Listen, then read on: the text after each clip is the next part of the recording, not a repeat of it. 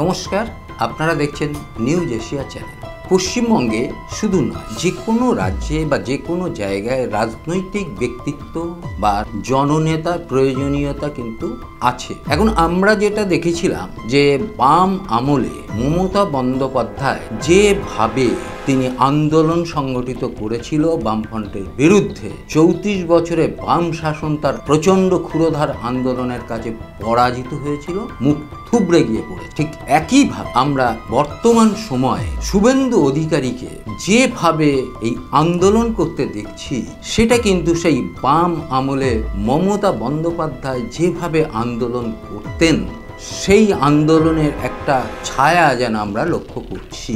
বিশেষ করে পশ্চিমবঙ্গে বিজেপি যে অবস্থায় ছিল, নিঃসন্দেহে কথা বলতে হবে যে দিলীপ ঘোষ যখন এই রাজ্যে সভাপতি ছিলেন, তিনি কিন্তু তার যে প্রচেষ্টায় তিনি 2019 সালে 18টি আসন তিনি পেয়েছিল লোকসভা। বিজেপিকে তিনি দিলীপ ঘোষের একটা বিরাট অবদান সেক্ষেত্রে রয়েছে। তিনি একজন দক্ষ সংগঠক, এ ব্যাপারে কোনো সন্দেহ নেই। কিন্তু পাশাপাশি যদি লক্ষ্য করা যায়, এই মুহূর্তে বিজেপিতে যে সমস্ত নেতা রয়েছেন তাদের মধ্যে সুকান্ত মজুমদার নো ডাউট একজন খুব ভদ্র মানুষ, ভালো বক্তা, ভালো কথা বলেন, সব ঠিক। দিলীপ ঘোষও ঠিক আছে। কিন্তু যেটা শুভেন্দু অধিকারীর ক্ষেত্রে যেটা আমরা লক্ষ্য করছি, একটা জননেতা যে সমস্ত বৈশিষ্ট্য এবং গুণাবলী থাকার দরকার, সেটা আমরা শুভেন্দু অধিকারীর মধ্যে দেখতে পাচ্ছি। এর কারণও আছে। বিজেপিতে এসে এত সুন্দরভাবে এত কম সময়ের মধ্যে শুভেন্দু কিভাবে সেটিং হয়ে গেলেন এবং বিজেপিকে এত সুন্দর করে চিনে ফেললেন কেন, সেটা যদি জানতে হয় তাহলে আপনাদের জানতে হবে যে শুভেন্দু অধিকারী একটা সময় তিনি কিন্তু আরএসএস এর সদস্য ছিলেন। খুব ছোট বয়স থেকেই তিনি আরএসএস এর সঙ্গে যুক্ত ছিলেন। অতএব আরএসএস সংগঠনটা সম্পর্কে তার একটা সম্যক ধারণা রয়েছে। পাশাপাশি শুভেন্দু অধিকারী যেভাবে তিনি আন্দোলন সংগঠিত করছেন, এবং শুধু আন্দোলন সংগঠিত না, বিজেপি যারা এই রাজ্যে আছে তাদের মধ্যে শুভেন্দু অধিকারী যখন বক্তব্য দেন, সেই বক্তব্যের মধ্যে তথ্য যে পরিমাণ থাকে, সেইটা কিন্তু আমরা অন্য কোনো বিজেপি নেতার ক্ষেত্রে সেটা দেখি না। অর্থাৎ তথ্য ভিত্তিক শুধু না, পাশাপাশি যে সমস্ত ঘটনাগুলো ঘটছে সেইগুলোকে তিনি সামনে নিয়ে আসা, এইগুলোর ব্যাপারে যে একটা বলে দিলেই ব্যাপারটা মানুষের কাছে বিশ্বাসযোগ্যতা পাওয়া যায় এমনটি নয়। মানুষের কাছে বিশ্বাসযোগ্য করে তোলার জন্য তিনি যে সমস্ত তথ্য এবং একদম প্র্যাকটিক্যাল ফিল্ডে যে সমস্ত কাগজপত্র মানুষকে দেখাতে শুরু করেন, এবং তাতে করে যে একজন রাজনৈতিক নেতার যে গুণাবলী থাকার দরকার তার একটা বৈশিষ্ট্যের মধ্যে এটাও কিন্তু পড়ে। এখন নেতাকে এই কথা যখন আসে, তখন একটা জিনিস খুব পরিষ্কারভাবে আমরা জানি, নেতা হচ্ছে তিনি যিনি কঠিন থেকে কঠিনতর সংগ্রাম, আন্দোলন, গণ আন্দোলনের মধ্যে দিয়ে তিনি উঠে আসেন, এবং যে মানুষটার মধ্যে অনেকগুলো মানুষ একত্রে বসবাস করে, তিনি হচ্ছেন নেতা হন। অর্থাৎ একত্র মানে কি, যে মানুষটি গরিবের যেমন কষ্টটা বুঝতে পারেন, বেকারের যেমন সমস্যাটা বুঝতে পারেন, সাধারণ মানুষের কোথায় দুর্বলতা, সাধারণ মানুষের কষ্টটা কোথায়, সেটা যিনি অনুধাবন করতে পারেন, তিনিই তো একজন নেতা হতে পারেন। নেতা তো এইরকম নয় যে আমি একটা কথা বললাম, কথাটা ব্যাপারটা ঠিক আছে, আমার দায়িত্ব শেষ হয়ে গেল, এটা নয়। অর্থাৎ তিনি যখন কথাটা বলছেন এবং কথার সঙ্গে তার কাজের যে সাদৃশ্য এবং কথার সঙ্গে কাজের যে মিল, সেটা অবশ্যই থাকা দরকার। এবং সেই ক্ষেত্রে শুভেন্দু অধিকারী আজকে পশ্চিমবঙ্গে একজন জননেতা হিসাবে প্রতিষ্ঠিত হয়ে গিয়েছেন, এই কথা কিন্তু অস্বীকার করার কোনো জায়গা নেই।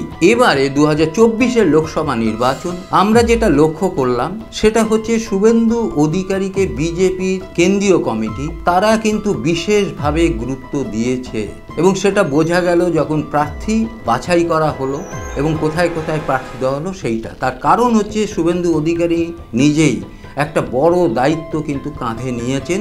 এটা তিনি নিজে বলেননি, কিন্তু এটাকে বোঝা যায়। ফলে এই যে শুভেন্দু এবারে যেটা দায়িত্ব নিয়েছেন, সেই ক্ষেত্রে দেখা যাচ্ছে যে বিজেপি যে 18টাই আসন ছিল 2019 সালে যেটা জিতেছিল, তার থেকে শুভেন্দু সেই আসন তাকে বাড়াতেই হবে। এটা যদি বাড়াতে তিনি না পারেন তাহলে তার ক্ষেত্রে কিন্তু একটা বড় দাগ পড়ে যাবে তার রাজনীতির ক্ষেত্রে। এই জায়গা থেকে শুভেন্দু কিন্তু সেখান থেকে পিছিয়ে আসার লোক নয়। অর্থাৎ আমরা যেমন মমতা বন্দ্যোপাধ্যায়কে দেখেছিলাম যে লাগাতারভাবে দিন রাতকে এক করে তিনি সিপিএম এবং বামফ্রন্ট সরকারের বিরুদ্ধে আন্দোলন সংগঠিত করে একটা জায়গায় পৌঁছে গিয়েছিলেন। শুভেন্দু অধিকারী প্রচণ্ড পরিমাণে তিনি পরিশ্রম করতে পারেন। আজকের উত্তরবঙ্গ তা কালকে দক্ষিণবঙ্গ তা পরশুদিন মুর্শিদাবাদ, এইভাবে তিনি সারা পশ্চিমবঙ্গকে চষে বেড়াচ্ছেন। বিশেষ করে তৃণমূল আমলে যখন একই দায়িত্ব তিনি মুর্শিদাবাদ মালদা এই অঞ্চলটাকে যখন দায়িত্ব পেয়েছিলেন, তিনি ওখানে একেবারে কংগ্রেসকে সাফ করে দিয়েছিল এই শুভেন্দু অধিকারী।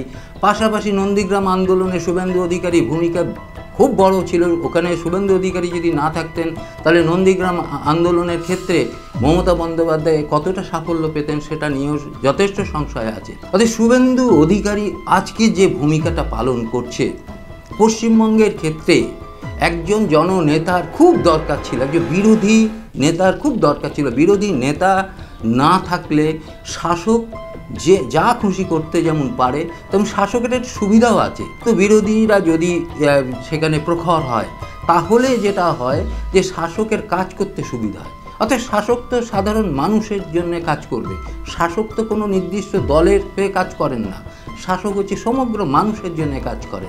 অর্থাৎ সেই জায়গাটা আমরা লক্ষ্য করি যে বিরোধী দলের ক্ষেত্রে এই ভূমিকাটা খুব দরকার। একইভাবে আমরা কেন্দ্রীয় যে দিল্লিতে যে বিরোধী দল সেখানেও কিন্তু মজবুত হওয়া দরকার।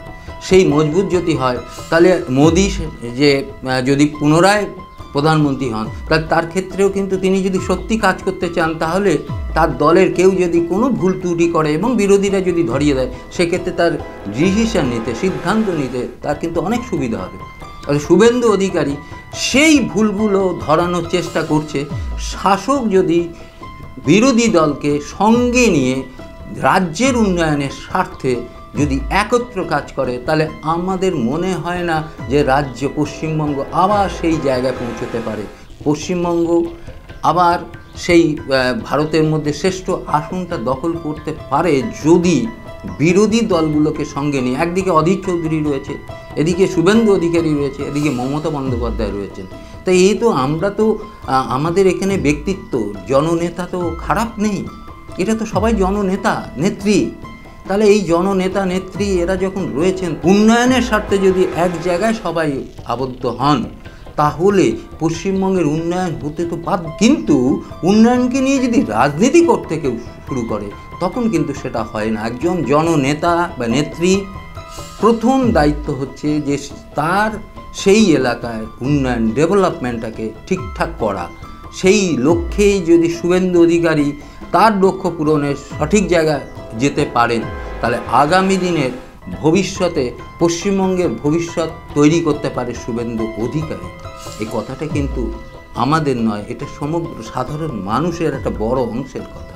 অর্থাৎ শুভেন্দু অধিকারী যে জায়গাটায় যাচ্ছেন লক্ষ্য করে দেখবেন ভিড়ে ঠাসা একটা যে শুভেন্দু অধিকারীকে দেখার জন্যে, শুভেন্দু অধিকারীর বক্তব্য শোনার জন্যে মানুষ ছুটে যাচ্ছে। অতএব এই জায়গায় শুভেন্দু অধিকারী আগামী পশ্চিমবঙ্গের ভবিষ্যৎ। সকলে ভালো থাকবেন, সুস্থ থাকবেন, নমস্কার। নিউজ এশিয়া, গণতন্ত্রের কণ্ঠস্বর।